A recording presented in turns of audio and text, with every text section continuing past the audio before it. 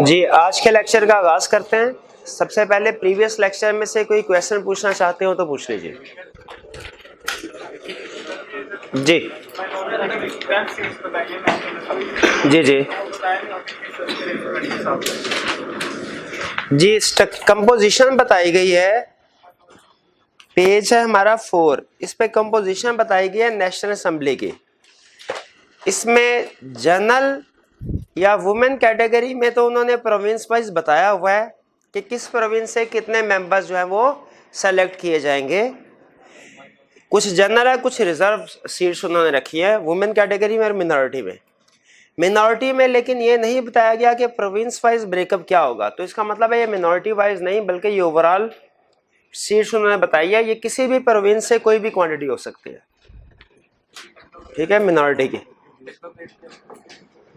जी, technocrats जो कि उस फील्ड का टेक्निकल नॉलेज रखते हो, जैसे हमारे मिनिस्टर्स हैं वो नॉर्मली किसी फील्ड के जब मिनिस्टर अपॉइंट होते हैं तो वो उसका स्पेसिफिक नॉलेज नॉर्मली नहीं रखते, ठीक है। टेक्नोक्रेट्स जो उस स्पेसिफिक फील्ड के लोग होते हैं, यही ना टेक्नोक्रेट। जी,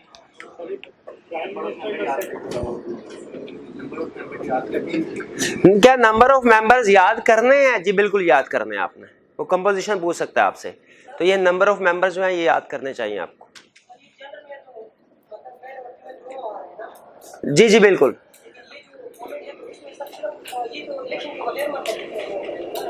ये हाँ, ये रिजर्व कैटेगरी उन्होंने बनाई हुई है। हाँ जी, इनका सिस्टम हमें समझने की जरूरत नहीं है कि इनकी सिलेक्शन या इनकी अपॉइंटमेंट कैसे होगी, ठीक है। हमने सिर्फ कंपोजिशन समझना है, इससे आगे फर्दर डिटेल हमारे सिलेबस में नहीं है, ठीक है। कल के लेक्चर में जो चीजें हमने डिस्कस की आपने वो जहन में रखनी है, प्लस एडिशनली कंपोजिशन जो है वो आपको याद करनी पड़ेगी, ठीक है। और कोई क्वेश्चन? जी, प्राइम मिनिस्टर वाले टॉपिक का सेकंड पॉइंट क्या कह रहा है उसमें?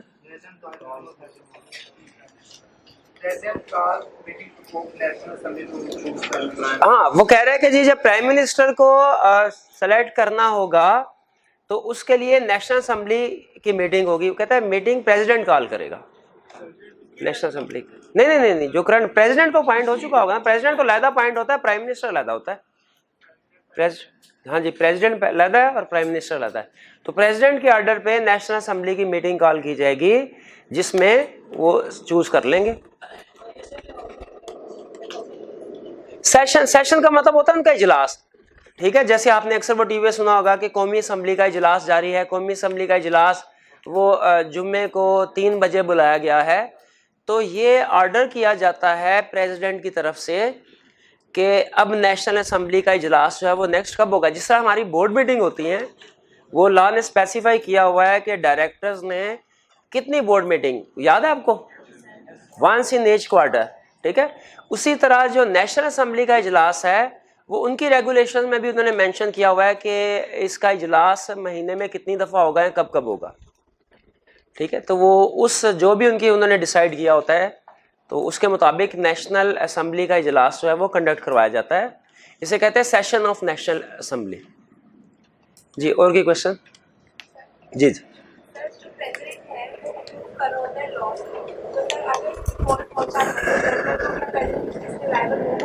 अगर लॉ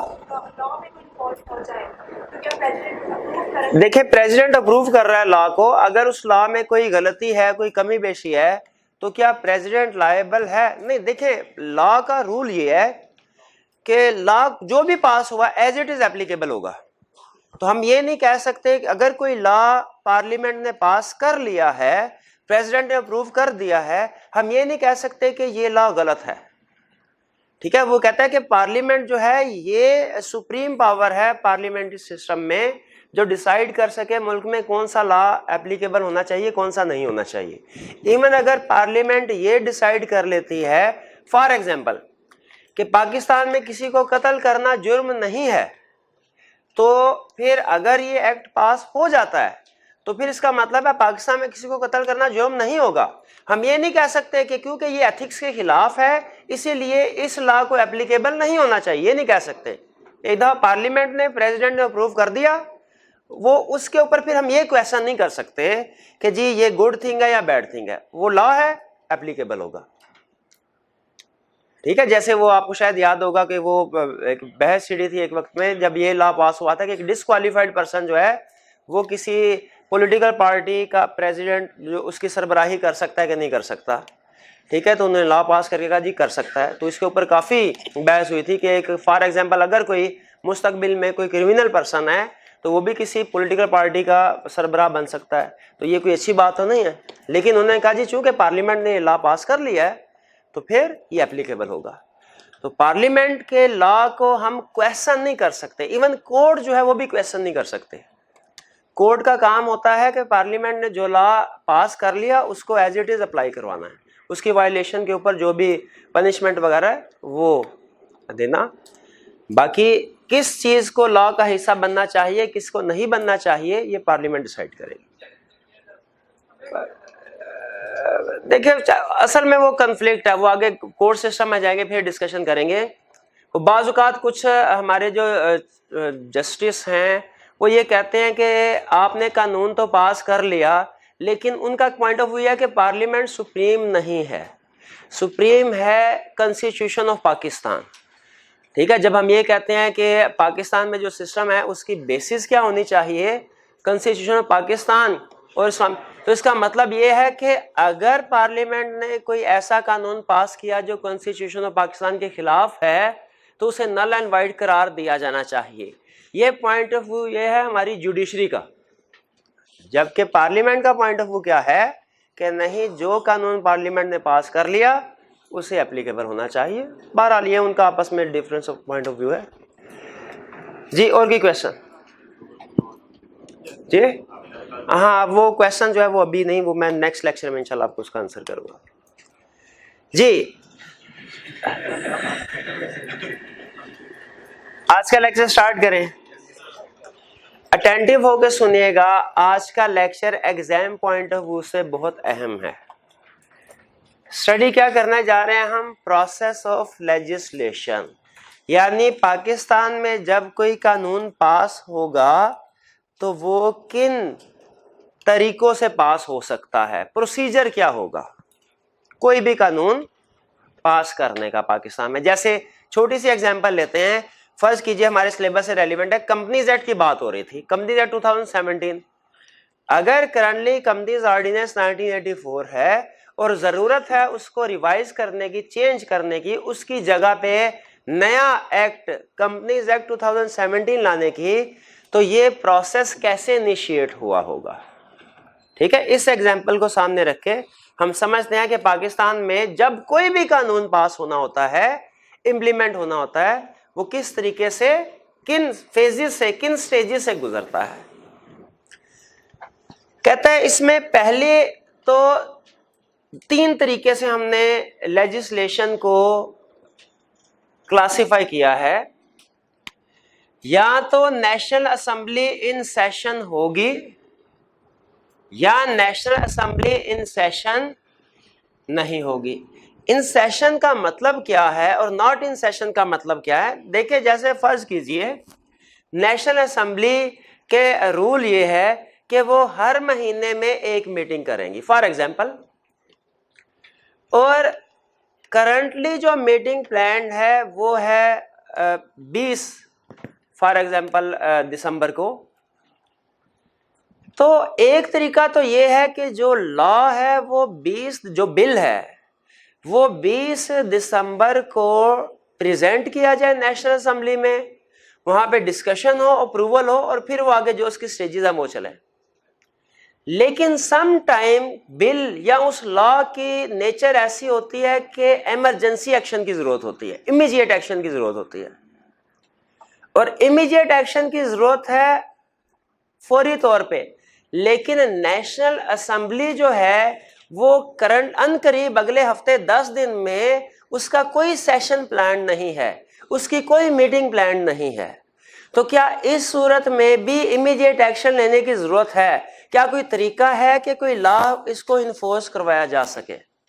लॉ ने इसका भी रास्ता रखा है, लेकिन याद रखिए इसको डिस्करेज किया जाता है पार्लियामेंट की तरफ से कि ये सिर्फ जरूरी, अगर कोई बहुत जरूरी इमरजेंसी सिचुएशन है तब इसको यूज करना चाहिए, ये शॉर्टकट है। वरना जो प्रॉपर वे है कोई भी कानून पास करने का उसको फॉलो करना चाहिए। तो एक तरीका तो यह है नेशनल असेंबली इन सेशन।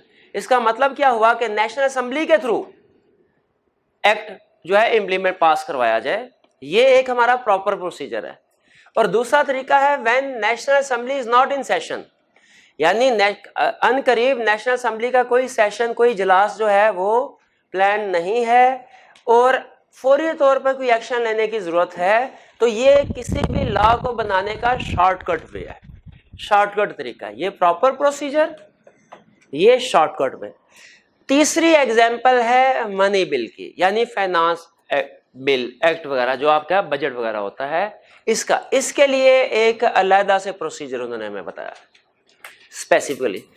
तो एग्जाम क्वेश्चन में भी हमने इसी तरह से देखना है कि अगर वो हमसे प्रोसीजर पूछता है लेजिस्लेशन का, तो क्वेश्चन में ध्यान से आपने देखना है नेशनल असेंबली इन सेशन का प्रोसीजर पूछ रहा है, national assembly not in session का प्रोसीजर पूछ रहा है, या कि मनी बिल का प्रोसीजर पूछ रहा है। तीनों केसेस डिफरेंट है। कौन कौन से केसेस डिफरेंट है? नेशनल असेंबली इन सेशन के केस में प्रोसीजर ऑफ लेजिस्लेशन डिफरेंट है, national assembly not in session के केस में डिफरेंट है मनी बिल। पहले तो बताइए नेशनल असेंबली इन सेशन और नॉट इन सेशन का फर्क समझ आ गया आपको? चलिए अब देखते हैं नेशनल असेंबली इन सेशन यानी इजलास हो रहा है, क्या तरीका है प्रॉपर। इसमें देखिए हम लॉजिकली चलेंगे, बुक में उसने डिफरेंट क्लासिफिकेशन दे के तो बात समझाई हुई है, लेकिन यहाँ पे हमने कोशिश की है कि एक छोटा सा फ्लो चार्ट बना लें, उसके जरिए से हमें क्लियर हो जाए कि सारी सिचुएशन जो हमें किताब में उसने पैराग्राफ फॉर्म में सिखाई हैं वो हम एक फ्लो चार्ट की शक्ल में सीख लें और हमें इसका फ्लो भी क्लियर हो जाए। कहते हैं सबसे पहले आप बताइए कि पाकिस्तान में जो कानून साजी होती है उसमें दो अथॉरिटीज हैं, एक प्रेसिडेंट और दूसरा पार्लियामेंट। पार्लियामेंट में कौन कौन से शामिल है बॉडीज? नेशनल असेंबली और सेनेट, बिल्कुल। कहते हैं दोनों में से बिल जो है, बिल से मुराद वो मैटर, वो इशू जिसके ऊपर एक्ट पास होना, पास होने से पहले, जिस तरह हमने कंपनी लॉ में पढ़ा था, कंपनी बनने से पहले उन्हीं लोगों को हम कहते हैं सब्सक्राइबर्स, और जब कंपनी इनकॉर्पोरेट हो जाती है उन्हीं लोगों को हम मेंबर्स कह देते हैं। उसी तरह फाइनल अप्रूवल यानी प्रेसिडेंट की अप्रूवल से पहले जो भी लॉज होते हैं उन्हें बिल कहा जाता है, और प्रेसिडेंट की अप्रूवल के बाद उनको एक्ट कहा जाता है। तो कहता है कि बिल जो है सबसे पहला स्टेप होगा, बिल ओरिजिनेट होगा। अच्छा, बिल ओरिजिनेट कौन करेगा? कहता है नॉर्मली नेशनल असेंबली ओरिजिनेट करे। बिल के लिए लाजमी है कि वो दोनों हाउसेस से, अपर हाउस और लोअर हाउस, दोनों हाउसेस से पास हो, ये लाजमी है। ओरिजिनेट कौन करेगा ये इसमें कोई लाजमी बात नहीं है, वो सेनेट भी ओरिजिनेट करके नेशनल असेंबली को भिजवा सकता है और नेशनल असेंबली भी ओरिजिनेट करके सेनेट को भिजवा सकती है, इससे फर्क नहीं पड़ता। अहम चीज ये है कि बिल दोनों हाउसेस से अप्रूव हो।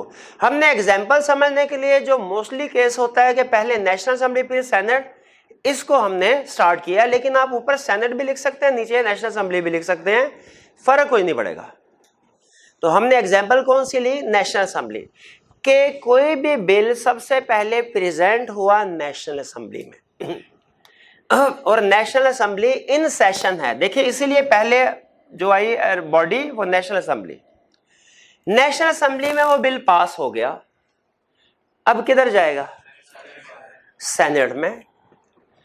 सेनेट में जब बिल जाएगा तो तीन पॉसिबिलिटीज हैं। पहली पॉसिबिलिटी, सेनेट इस बिल को पास करेगी without amendment as it is, क्योंकि ठीक है ये कंपनी बिल जो है आपने प्रेजेंट किया, अब इसमें किसी अमेंडमेंट की जरूरत नहीं है, पास कर दिया। दूसरी पॉसिबिलिटी क्या है, सेनेट इस बिल को पास करेगी, अप्रूव करेगी विद अमेंडमेंट, कुछ ना कुछ चेंजेस के साथ, कि सर ये प्रोविजन ऐसे नहीं ऐसे होनी चाहिए, ये प्रोविजन ऐसे नहीं ऐसे होनी चाहिए। तीसरी पॉसिबिलिटी क्या है, सेनेट इसको रिजेक्ट करेगी या पेंडिंग में डाल देगी और 90 डेज तक ये पास नहीं हुआ। या तो सेनेट ने रिजेक्ट कर दिया कि हमने पास नहीं करना, या क्या किया 90 डेज तक उसके ऊपर कोई एक्शन नहीं लिया, पेंडिंग में। तीन पॉसिबिलिटी, पहले तो मुझे बताइए कि कोई फोर्थ पॉसिबिलिटी तो मुमकिन नहीं है ना, ये तीन ही ऑप्शंस हो सकते हैं। नेशनल असेंबली ने बिल पास किया और भेज दिया सेनेट को, सेनेट या तो उसको एज इट इज पास कर देगा या अमेंडमेंट का पास करेगा या पास ही नहीं करेगा। तीन ऑप्शंस हो गए, रिजेक्ट कर दिया या 90 डेज तक पेंडिंग, तीन ऑप्शन। अब वन बाय वन हम देखते हैं कि इन तीनों ऑप्शंस में आगे हमारा जो बिल है वो कैसे चलेगा। पहली ऑप्शन, नेशनल असेंबली ने पास किया, फिर सेनेट ने भी पास कर दिया एज इट इज। अब दोनों हाउसेस से, अपर लोअर दोनों हाउसेस से पास हो गया, किसके पास जाना है, प्रेसिडेंट के पास। प्रेसिडेंट ने 10 दिन के अंदर अंदर डिसीजन करना होता है कि इस बिल का क्या करना है, 10 दिन के अंदर। फर्ज कीजिए उसने 10 दिन के अंदर अप्रूव कर दिया, जब अप्रूव कर दिया तो फिर इसको हम बिल नहीं कहेंगे, इसको हम कह देंगे एक्ट या एक्ट ऑफ पार्लियामेंट, पूरा नाम है एक्ट ऑफ पार्लियामेंट या एक्ट कह देंगे। एक्ट, लफ्ज एक्ट हमें यह बता रहा है या एक्ट ऑफ पार्लियामेंट यह बता रहा है कि ये प्रॉपर पूरे प्रोसीजर के जरिए से ये एक्ट बना, अप्रूव हुआ है, नेशनल असेंबली से भी अप्रूव हुआ, सेनेट से भी अप्रूव हुआ और प्रेसिडेंट ने भी इसको अप्रूव किया विद इन 10 डेज। यहां तक कहानी क्लियर, आगे चलते हैं। दूसरी ऑप्शन, नेशनल असेंबली सेशन में है, बिल कहां जाएगा, नेशनल असेंबली से सेनेट में। सेनेट ने में जब बिल आया, सेनेट ने इसको पास तो किया लेकिन विद अमेंडमेंट, कुछ ना कुछ अमेंडमेंट की।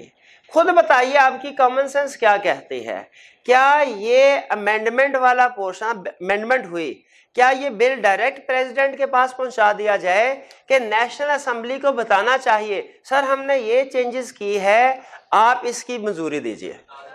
क्योंकि देखिए जो अमेंडेड पोर्शन है वो सेनेट ने तो पास किया है लेकिन वो नेशनल असेंबली ने पास नहीं किया हुआ। जो अमेंडेड वाला पोर्शन है वो नेशनल असेंबली ने पास, उन्होंने तो कुछ और भेजा था ना, उन्होंने कहा था जी वो सीईओ का डिविडेंड पे ना किया जाए 30 डेज में, सीईओ के 10 साल जो है वो सजा मिलेगी। उन्होंने कहा नहीं नहीं 10 साल नहीं कैद की सजा देनी, उसको 2 साल की कैद की सजा मुनासिब है। बाकी का चाहे एक्ट बिल्कुल ठीक, मतलब वो उन्होंने एज इट इज पास कर लिया, थोड़ी सी भी अमेंडमेंट हो गई ये नेशनल असेंबली में वापस आएगा ताकि उनकी भी अमेंडमेंट के ऊपर अप्रूवल हो जाए। अब बताइए आपके ख्याल में क्या नेशनल असेंबली इसको पास कर देगी हमेशा, इसको रिजेक्ट कर देगी, या मे भी पास करे मे भी ना पास अप्रूव करे? दोनों ऑप्शन है, बिल्कुल दोनों ऑप्शन। तो यहाँ पे हम तरतीब से लॉजिकली चल रहे हैं। यहाँ पे ये भी पॉसिबिलिटी है कि वो अप्रूव कर सकते हैं, ये भी पॉसिबिलिटी अप्रूव। अब जरा देखते हैं क्या होगा अगर तो नेशनल असेंबली के पास आया ये बिल, नेशनल असेंबली ने भेजा सेनेट ने, सेनेट ने की अमेंडमेंट, अमेंडमेंट के बाद भेजा वापस नेशनल असेंबली के पास। गुड न्यूज, नेशनल असेंबली ने इसको अप्रूव कर दिया एज इट इज। उन्होंने कहा ठीक है अमेंडमेंट किया आपने, हमें मंजूर है, वाकई ये बात हमारे ज़हन में नहीं आई थी। फिर कहां जाएगा बिल? प्रेसिडेंट के पास। अब लॉजिकली सोचना है, प्रेसिडेंट भी यहां तो अप्रूव हो सकता है, अप्रूव करे या ना करे। अभी फिलहाल हम सिर्फ गुड साइड की तरफ चल रहे हैं। प्रेसिडेंट ने अप्रूव कर दिया, ये क्या बन जाएगा? अमेंडेड वाला जो है वो एक्ट बन जाएगा। क्लियर? प्रेसिडेंट ने एज यूजुअल 10 दिन में डिसीजन करना। अगर नेशनल असेंबली कहते हैं नहीं सर हमने जो भेजा था आपको एक्ट वो सही था, बिल आपने जो अमेंडमेंट किया हम उससे एग्री नहीं करते, अरे अब फैसला कैसे हो? अब आप खुद बताइए। नेशनल असेंबली कुछ और कह रही है, सेनेट कुछ और कह रहा है और नेशनल असेंबली उससे एग्री नहीं कर रहे। सलाह मशवरा, बाहमी सलाह मशवरे से अगली बात तय पानी चाहिए, ऐसे ही है। वो कहता है चले बाहमी सलाह मशवरे से हम कहते हैं जॉइंट सीटिंग, उसको हम नेशनल असेंबली और सेनेट की जॉइंट सीटिंग कर लेते हैं। जॉइंट सीटिंग में फिर जो फैसला होगा वो फाइनल माना जाएगा। अगर जॉइंट सीटिंग में नेशनल असेंबली वालों ने की बात समझ में आ गई सेनेट की, तो वो अमेंडमेंट को अप्रूव कर दिया जाएगा। वरना जॉइंट सीटिंग में अगर सेनेट वालों की बात नेशनल असेंबली की समझ में आ गई, वो कहेंगे ठीक है इसको ना अप्रूव करें। यानी दोनों वेज में बात जा सकती है।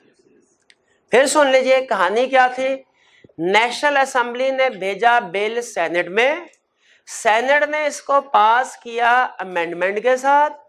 अमेंडमेंट चूंकि नेशनल असेंबली से पास होना जरूरी है, तो वो बिल दोबारा पहुंचा नेशनल असेंबली। नेशनल असेंबली यहां पे अब कह रही है हम इससे एग्री नहीं करते, तो क्या करना है, जॉइंट सीटिंग बना ली। नेशनल असेंबली भी बैठे हैं और सेनेट वाले भी बैठे हैं। अब वहां पे मेजोरिटी की बेस पे डिस्कशन के जरिए से, कंसिडरेशन से, या तो फैसला होगा कि हम इसको अप्रूव करते हैं या होगा अप्रूव नहीं करते। खुद बताइए आपके ख्याल में जॉइंट सीटिंग अप्रूव कर दी थी प्रेसिडेंट का, देखें जॉइंट सीटिंग ने अप्रूव कर दिया, बिल जा रहा है किसके पास, प्रेसिडेंट के पास। वही 10 दिन के अंदर उसने या तो अप्रूव करना है या नॉट अप्रूव करना है। अभी तक हम अप्रूव की ऑप्शन देख रहे हैं। अप्रूव कर लिया तो क्या हुआ, मसला हल हो गया। मसला शुरू हुआ था एक दफा जब सेनेट ने अमेंडमेंट की और नेशनल असेंबली ने कहा जी हम नहीं करते। मसला कैसे हल हुआ, जॉइंट सीटिंग के जरिए। यहां तक क्लियर है। इसके बाद चलते हैं नेक्स्ट। सेनेट, नेशनल असेंबली ने बिल भेजा सेनेट को, सेनेट ने इसे पास किया अमेंडमेंट के साथ। अब बिल किधर जाएगा, नेशनल असेंबली। उन्होंने कहा हम एग्री नहीं करते, उन्होंने कहा नहीं एग्री करते जॉइंट सीटिंग बुलाओ। जॉइंट सीटिंग बुलाए, उन्होंने भी अप्रूव नहीं किया। अब बिल क्या, अब बिल वापस नेशनल असेंबली के पास पहुंच जाएगा जहां पे जीरो से शुरू होगी कहानी। अब वो उसको जाहिर है फिर चेंज करेंगे और फिर आगे इस सिस्टम को एज इट इज चलाएंगे। यहां तक बात समझ आए जी? नहीं बाजवा साहब उसको छोड़ दें, इस सूरत में नहीं होगी, फिर ये इस सूरत में नहीं। आगे चलते हैं। देखें यहां पे रुक के, चूंकि इसमें सिचुएशन है, प्रोसीजर आसान है, लेकिन चूंकि सिचुएशन ज्यादा है तो मिक्स होने का खतरा होता है। इसीलिए मैं आगे चलने से पहले रिवीजन फिर से करना चाह रहा हूं ताकि हमारा कंसेप्ट बिल्ड होता जाए। देखें प्रोसेस ऑफ लेजिस्लेशन कितने हिस्सों में डिवाइडेड है, 3। When national assembly is in session, when national assembly not session, money bill. हम कर रहे हैं पहला प्रॉपर वे, ठीक है। When national assembly is in session, सबसे पहले बिल ओरिजिनेट किसी भी हाउस में हो सकता है। हमने फर्ज किया पहले ओरिजिनेट होता है नेशनल असेंबली में, अप्रूव हुआ किधर जाएगा, सेनेट ने उसको एज इट इज अप्रूव कर दिया, प्रेसिडेंट ने 10 दिन के अंदर अप्रूव कर दिया, नेशनल असेंबली ने बिल भेजा सेनेट, सेनेट ने पास किया विद अमेंडमेंट। अब क्या करना है, नेशनल असेंबली अगर अमेंडमेंट को अप्रूव कर देती है, 10 दिन के अंदर अप्रूव कर दिया प्रेसिडेंट ने, नेशनल असेंबली अप्रूव नहीं करती, लड़ाई वाला मसला हो गया। यहां पे जॉइंट सीटिंग होगी, जॉइंट सीटिंग अप्रूव कर देती है, जॉइंट सीटिंग अप्रूव नहीं करती, वापस जीरो नेशनल असेंबली के पास है। ये भी हो गया, ये वाला एरिया भी हो गया। अब आते हैं हम इस तरफ। नेशनल असेंबली ने बिल पास करके भेजा सेनेट, सेनेट ने उस बिल को रिजेक्ट कर दिया या 90 डेज में पास नहीं किया। 90 डेज में पास नहीं किया, जूम किया जाता है कि रिजेक्ट हो गया। नेशनल असेंबली ने बिल भेजा सेनेट को, सेनेट ने उसको कर दिया रिजेक्ट। झगड़े वाली सिचुएशन फिर होगी कि नहीं, क्या होगा, जॉइंट सीटिंग। और फिर वही, अगर जॉइंट सीटिंग उसको अप्रूव कर देती है, प्रेसिडेंट के पास, प्रेसिडेंट ने भी अप्रूव कर दिया तो एक्ट बन गया। अगर जॉइंट सिटिंग अप्रूव नहीं करती तो फिर वापस जीरो से शुरू करें। क्लियर हो गई सिचुएशन। आखिरी, अगर फर्ज कीजिए एक हाउस राजी है दूसरा राजी नहीं, तो फिर क्या करना है? Joint sitting. अब से दोनों हाउस राजी हैं, वो प्रूव कर दिया, पास कर दिया, प्रेसिडेंट राजी नहीं है, भाई ये भी तो हो सकता है कभी कभी, ठीक है। प्रेसिडेंट और तो आपको पता है पार्लियामेंट सिस्टम में प्रेसिडेंट और कोई काम नहीं कर सकता, वो हेड ऑफ द गवर्नमेंट तो नहीं है, हेड ऑफ द गवर्नमेंट तो प्राइम मिनिस्टर है, तो हेड ऑफ द स्टेट है, और कोई काम नहीं। लेकिन यहां पे आके अपनी अहमियत दिखा सकता है वो, ठीक है। वो कहता है अच्छा बाकी किसी मामले, हर मामले तो प्राइम मिनिस्टर के पास जाते हो, जब कानून साजी होगी फिर मेरे पास आते हो। अब क्या करेगा सुन लें। नेशनल असेंबली से गया सेनेट में, सेनेट ने कर दिया approve as it is, president के पास आया, प्रेसिडेंट ने कहा मैं इसको अप्रूव नहीं करता, जाओ इसके ऊपर दोबारा सोचो विचार करो, रिकंसीडर करो इसको, मुझे इसमें कोई चीज जो है वो समझ नहीं आ रही। एक तुमने वो ने मेरा तो इस्तिस्ना रखा ही नहीं इसमें, तो मेरा इस्तिस्ना भी रखो, या कोई और कोई भी प्रोविजन हो सकती है। अगर प्रेसिडेंट इसको अप्रूव नहीं करता फिर क्या होगा? नहीं, प्रेसिडेंट फारग नहीं होगा, फिर प्रेसिडेंट नहीं बदला जाएगा, ठीक है। जॉइंट सिटिंग है, जहां कहीं झगड़े की बात हो जॉइंट सिटिंग भेज दे बिल।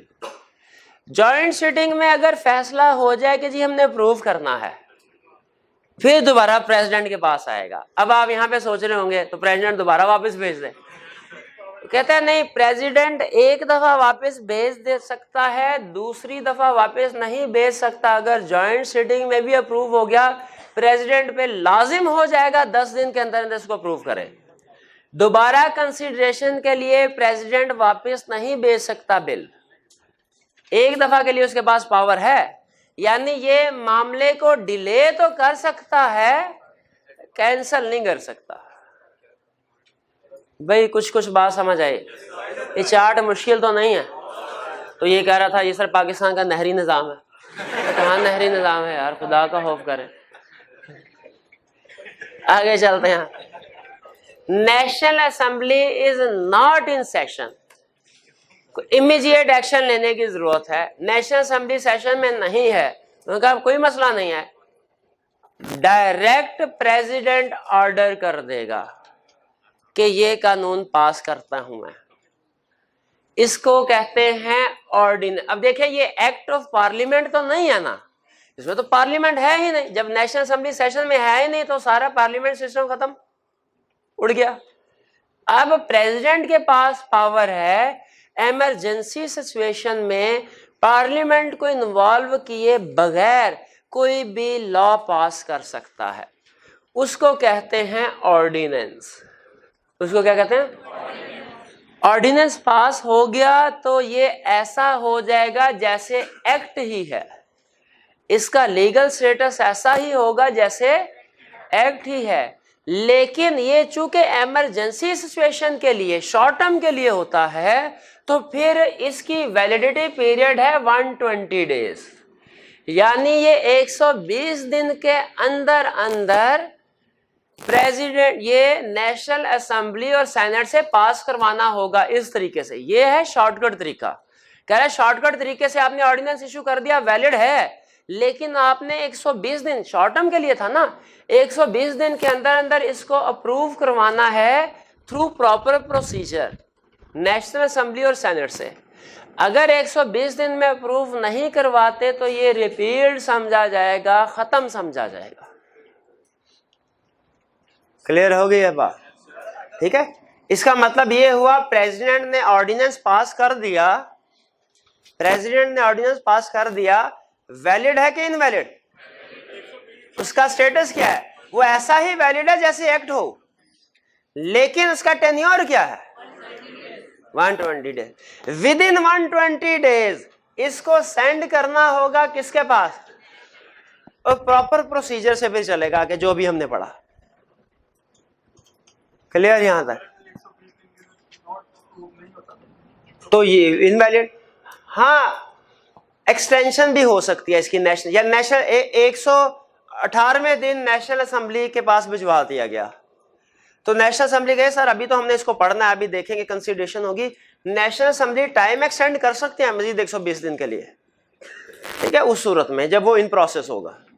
लेकिन अगर ये 120 दिन तक यही प्रेसिडेंट के पास ही रहता है तो फिर 121वें दिन ये रिपील्ड हो जाएगा, नल एंड वाइड हो जाएगा।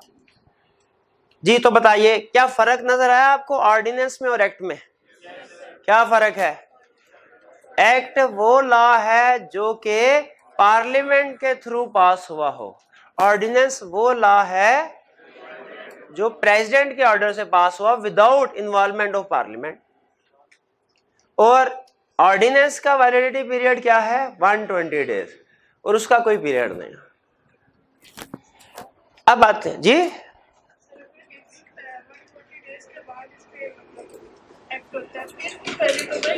नहीं 120 दिन के अंदर अंदर इसको प्रूव करवाना जरूरी है। अगर फॉर एग्जांपल 80वें दिन भिजवा दिया और 100वें दिन ये अप्रूव हो गया तो फिर ये वैलिड है। फिर पहले भी वैलिड था एक्ट के जरिए, तो फिर इसकी लाइफ एक्सटेंड हो गई ना। पहले अब वो 120 दिन तक वैलिड था, अब वो फॉर लाइफ वैलिड हो गया।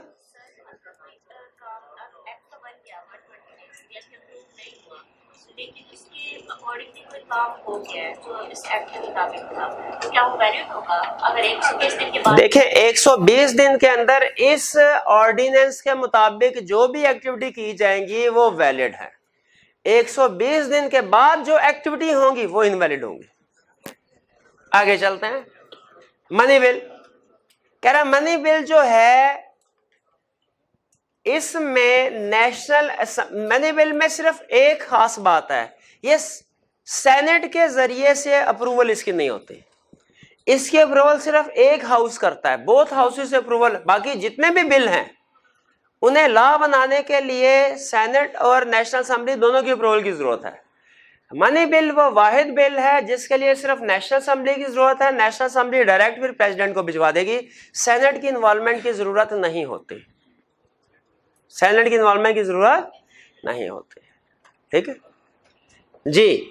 तो अब मुझे बताइए, नेशनल असेंबली सेशन में नहीं है, सेशन में नहीं है, लेजिस्लेशन का प्रोसेस क्या होगा?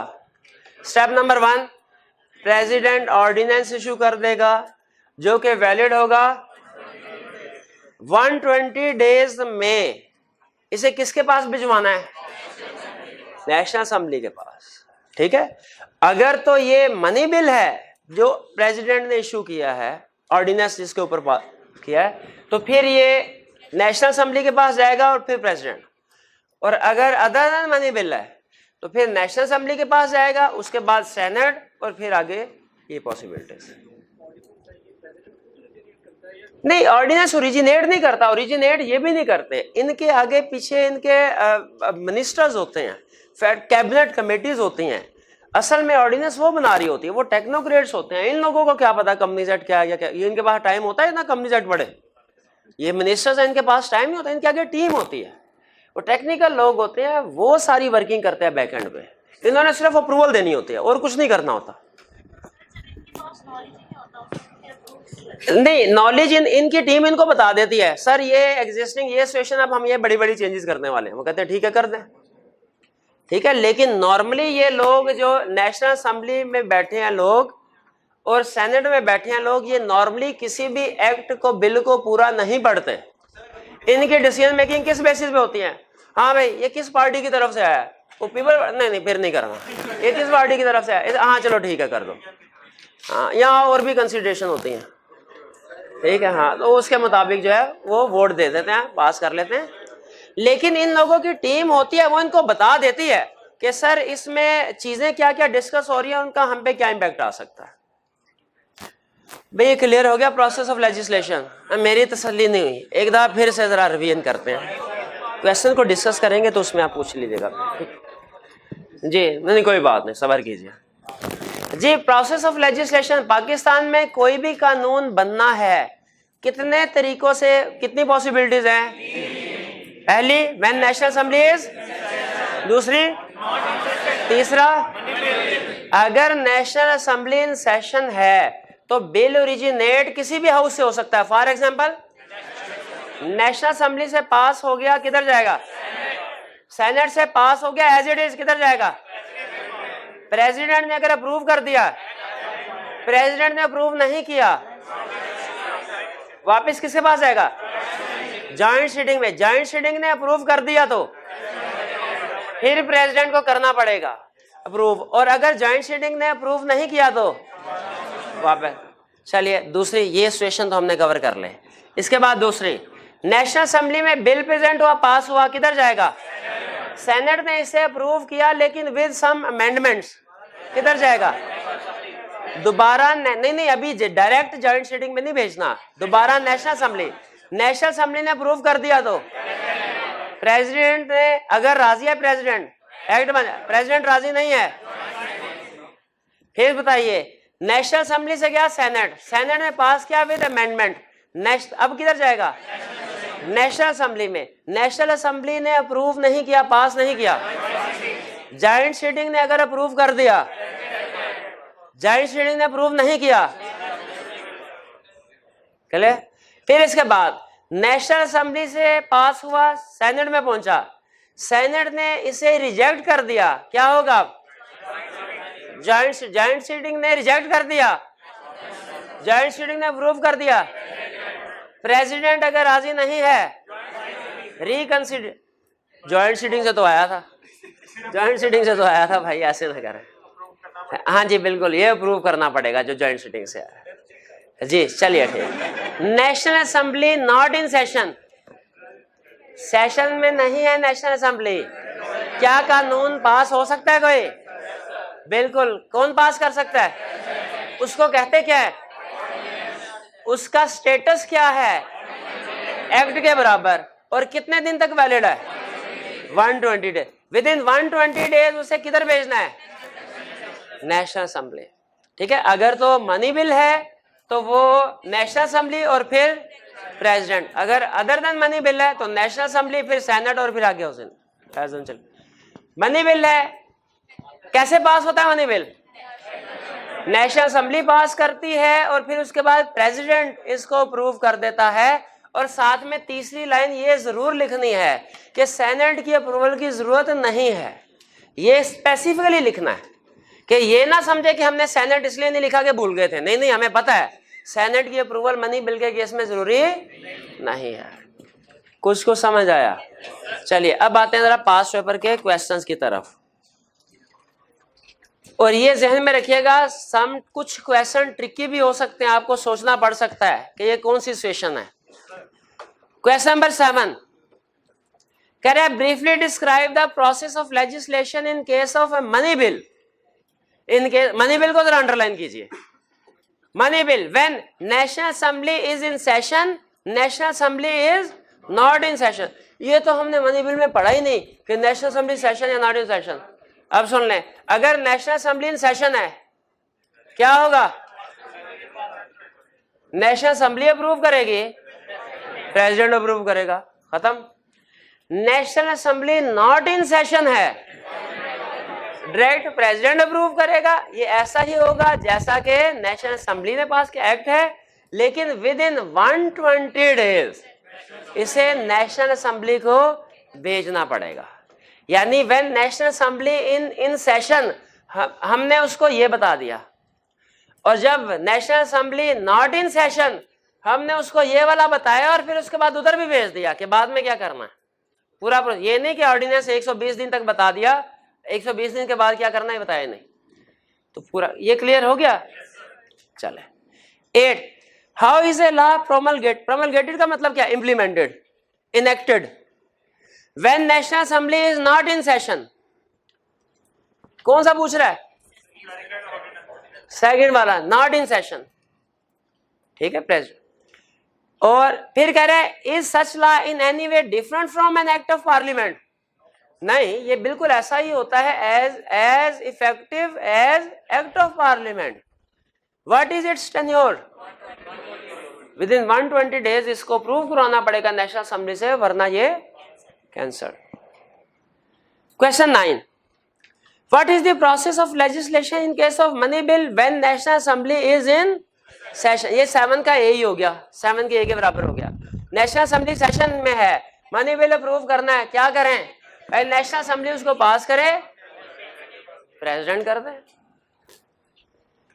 Question 10. With respect to enactment of any act in Pakistan, what is the procedure to be followed by the National Assembly and the President of Pakistan? Any act in Pakistan. ठीक है, तो मुझे बताइए कि when National Assembly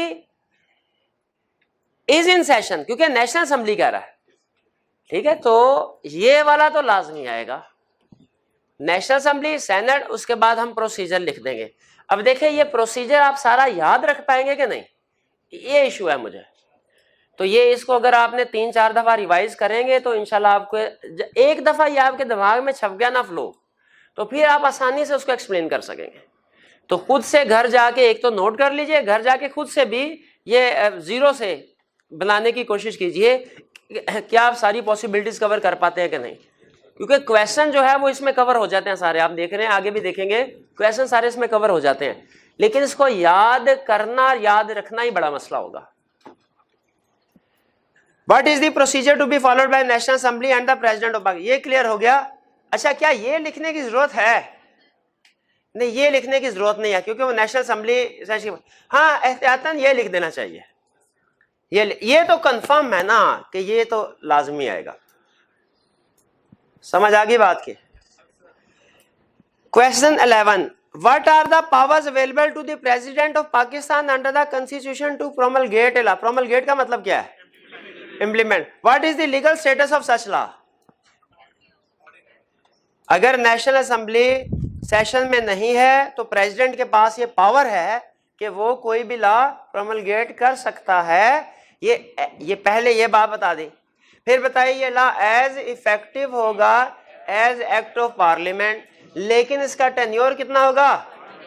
फिर आगे ये भी बताना है विद इन 120 डेज इसे नेशनल असेंबली से अप्रूव करना पड़ेगा, वरना ये नल एंड वाइड। क्लियर हो गया मटेरियल 4 नंबर के साथ। क्वेश्चन 12 कह रहा the power to make law in any country is derived from the constitution of that country in Pakistan. This power is contained in the Constitution of the Islamic Republic of Pakistan 1973. The Parliament of Pakistan is called Majlis-e-Shura and consists of the President and 2 houses, National Assembly and Senate. ये सारी बातें आपको पता है कि नहीं? ये मजलिस-ए-शूरा वाली बात पता थी आपको? अच्छा, तो बताइए लोअर हाउस कौन सा है और अपर हाउस कौन सा है? शाबाश। Required in the light of the above. Briefly explain the composition of the 2 houses. वो चीज जो हमने याद ही नहीं की, जो चीज हमने याद ही नहीं, कल मैंने कहा था ना याद करने हैं, है ना, कहा था ना। ये 500 रुपया दूंगा उस स्टूडेंट को जो कंपोजिशन सुना देगा देखे बगैर जी। अब मर्जी आपकी, चाहे नेशनल असेंबली चाहे सेनेट, 1 2 3 बस ठीक है, 3 पहले वाले 3 जी। नहीं वापस नहीं लेना जी। भैया बताइए नेशनल असेंबली की बात सुना है, सेनेट की तो कल हो गई थी, मुझे याद आया वो तो। मिनॉरिटी की 10 सीट्स हैं, पंजाब में जनरल की 148, सिंध में 61, किसके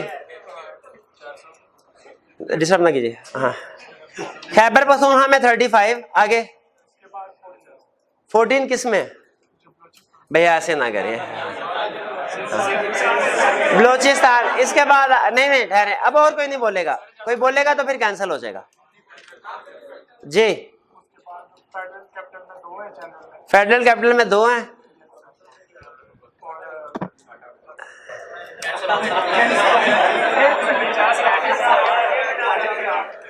फाटा में ऐसे आधी बातें तो आपने बता दी है। अब नहीं उन्होंने अच्छी कोशिश की है आगे। अच्छा बस जी। वुमेन की किस में? पंजाब में 35, सिंध में 14,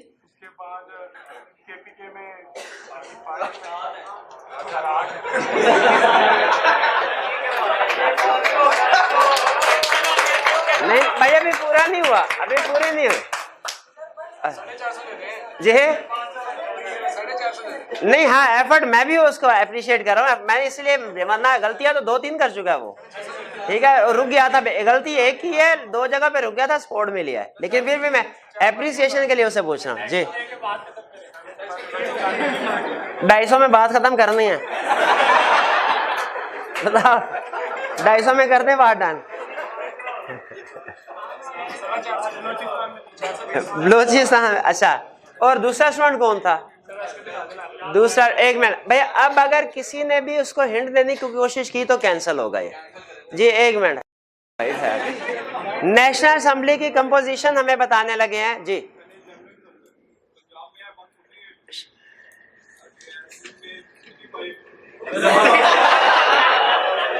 करने दे, ठीक है आगे।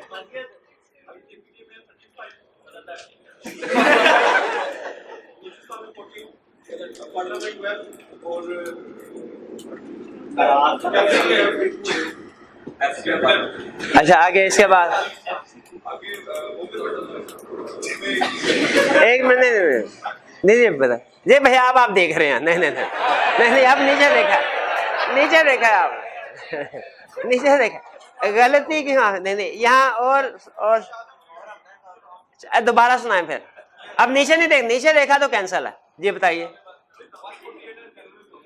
1, ठीक है, जनरल में बताइए 148, ठीक है जी ठीक है, नहीं बताते जाए, छोड़े इनको।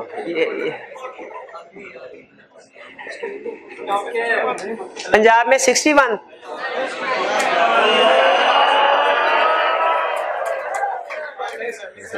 यहाँ तीसरा आखिरी स्टूडेंट कौन था? यहाँ कोई नहीं है, चलें ठीक है। तो ये एप्रिसिएशन के लिए भाई को मैं इनाम दे रहा हूँ, लेकिन इन्होंने भी अच्छी कोशिश की थी। हाँ थोड़ा सा इनाम इनको भी दे देते हैं, ये 100 रुपीज इनको दीजिए, भाई को। नहीं इन्होंने अच्छा, मतलब आधा तो सुनाया ना। चलिए तो ये कंपोजिशन होगी हमारी जी। हाँ तो उन्होंने बाद में विड्रॉ कर लिया था वो। नहीं मैंने पूछा था, उन्होंने कहा नहीं बताना। हाँ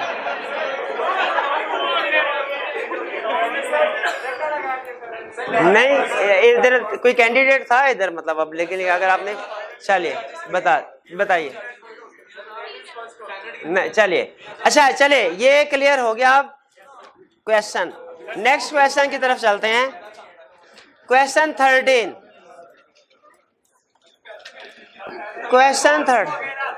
जी भैया क्या है ये?